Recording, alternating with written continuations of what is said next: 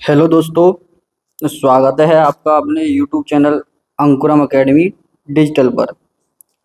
तो आज हम बहुत ही अच्छा टॉपिक पढ़ने वाले हैं कि जैसे हमारे हिंदी वर्णमाला में जो वर्ण होते हैं उन पर हम कुछ बिंदुओं का प्रयोग करते हैं। तो उन बिंदुओं के क्या नाम हैं, किस बिंदु को कौन से नाम से जाना जाता है, तो उन बिंदुओं के आज हम नाम देखेंगे इस वीडियो में कि बिंदु कुल कितने प्रकार के होते हैं और उनके क्या नाम हैं और किन वर्णों पर प्रयोग किए जाते हैं। तो सबसे पहले अगर हम किसी भी वर्ण को लिखते हैं, अगर हम हिंदी में किसी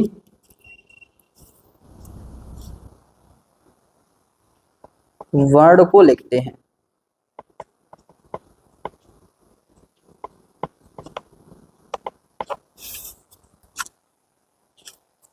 तो उसमें हम दो चीजों का प्रयोग करते हैं। एक तो होता है हमारा वर्ण के ऊपर एक रेखा, इसको हम बोलते हैं शिरोरेखा, और दूसरा नीचे होता है एक डंडे डंडे जैसा आकृति का, जिसे हम बोलते हैं खड़ी पाई।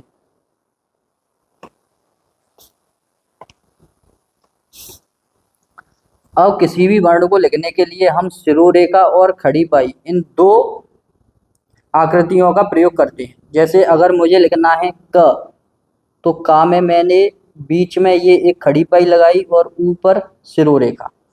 अगर मुझे लिखना है ख, तो खा में ये पीछे खड़ी पाई और ऊपर शिरोरेखा। इस तरीके से हम इन दोनों आकृतियों का प्रयोग करते हैं। अब हमें करना है किसी बिंदु का प्रयोग इन पर। तो बिंदु कितने प्रकार के होते हैं, जैसे मैंने ये बनाई खड़ी पाई और खड़ी पाई के ऊपर शिरोरेखा। अब जो बिंदु होते हैं वो एक तो ऊपर ऐसे लगाया जाता है, एक पीछे बिंदु लगा होता है, एक नीचे बिंदु का प्रयोग किया जाता है और एक बिंदु आगे लगाया जाता है। इस तरीके से किसी भी वर्ण पर कुल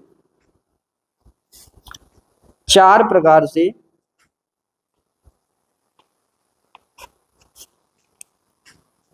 बिंदुओं का प्रयोग किया जाता है।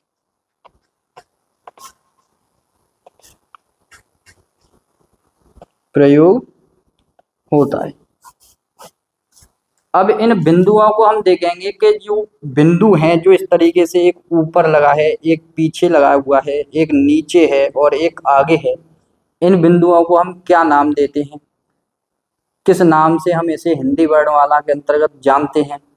अगर इन्हीं बिंदुओं का प्रयोग हम किसी वर्ण पर कर दें, जैसे मैंने लिखा ये क, का के ऊपर एक बिंदु लगा दिया, ऐसे एक पीछे लगा दिया और एक नीचे लगा दिया और एक आगे लगा दिया।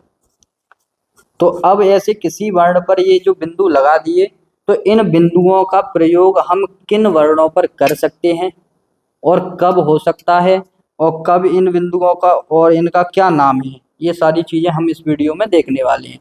तो चलिए देखते हैं हम कि सबसे पहले अगर ऊपर किसी वर्ण के ये बिंदु लगा हुआ है, यानी शिरोरेखा के ऊपर अगर हम बिंदु का प्रयोग करते हैं, तो इस बिंदु को हम बोलते हैं अनुस्वार।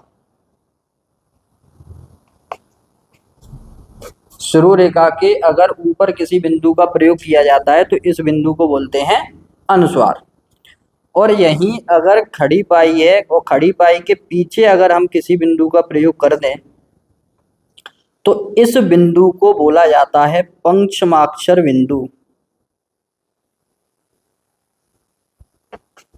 पंचमाक्षर बिंदु।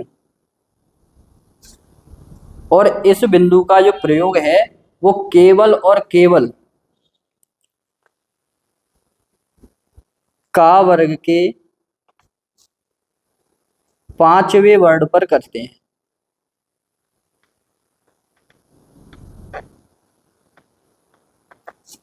इस बिंदु का प्रयोग है वो केवल और केवल का वर्ग के 5वें वर्ण पर करते हैं। 5वां वर्ण कौन सा है, अर्थात जिसे हम अंगा बोलते हैं, इस वर्ण पर किया जाता है। इस पंचमाक्षर बिंदु का प्रयोग और किसी वर्ण पर नहीं होता, केवल का वर्ग के 5वें वर्ण पर किया जाता है। तो हमने इस तरीके से दो बिंदु देख लिए। सबसे ऊपर जो शिरोरेखा के ऊपर लगाया जाता है वो अनुस्वार, और पीछे जो लगा है वो है पंचमाक्षर बिंदु जिसे बोलते हैं, जो केवल का वर्ग के पांचवें वर्ण पर लगाया जाता है। अब बात आती है हमारी कि अगर हम किसी वर्ण के नीचे बिंदु का प्रयोग करें तो इस बिंदु का नाम होता है ताड़न जात। इस बिंदु को हम बोलते हैं ताड़न जात बिंदु, या इसको बोलते हैं उच्छिप्त।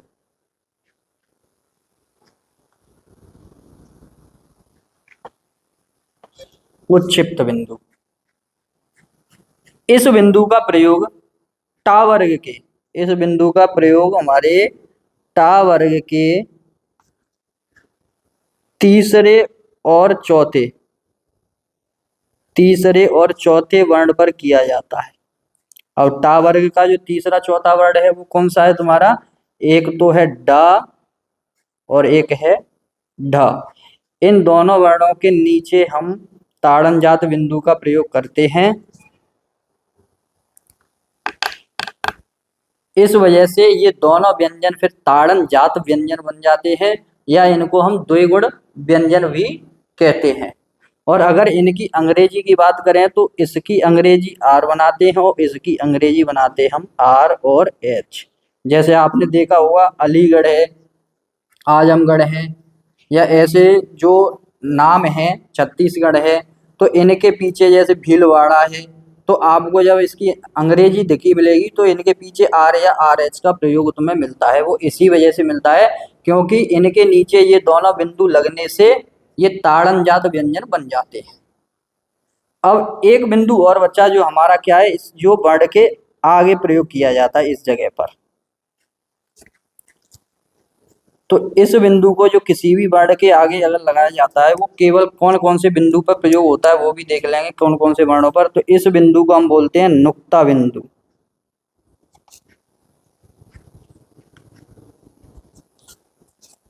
इस बिंदु को हम बोलते हैं नुक्ता बिंदु। ये केवल अरबी और फारसी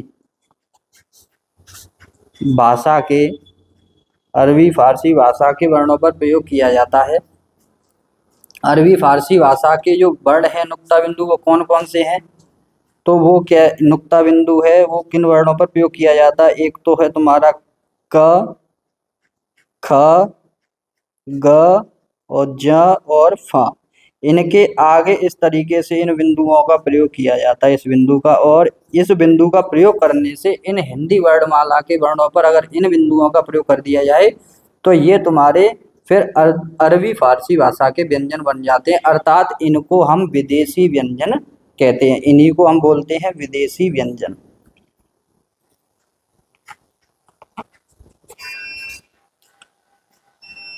तो इस तरीके से हमारे हिंदी वर्णमाला में इन कुल 4 बिंदुओं का प्रयोग किया जाता है। ये चारों बिंदु किसी भी वर्ण पर, जैसे ये शुरू रेखा है और ये खड़ी पाई है, इसके ऊपर और पीछे, नीचे और आगे, इस तरीके से इन 4 बिंदुओं का प्रयोग किया जाता है। लेकिन इन बिंदुओं का प्रयोग अलग अलग वर्णों पर किया जाता है। जैसे पंचमाक्षर बिंदु की बात करें तो ये का वर्ग के 5वें वर्ण पर लगता है, जैसे अंगा, और इस बिंदु का नाम है पंचमाक्षर बिंदु।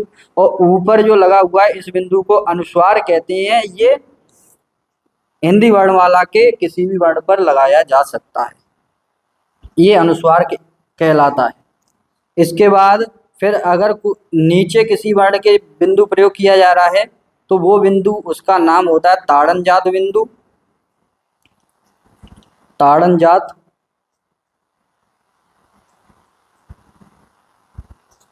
ताड़न जात बिंदु, या इसे उच्छिप्त बिंदु कहते हैं। ये टा वर्ग के तीसरे और चौथे वर्ण पर प्रयोग किया जाता है, और इसका प्रयोग करते ही इन दोनों की मीनिंग भी बदल जाती है। फिर डा की मीनिंग आर बनती है और ढा की मीनिंग आर एच बनती है।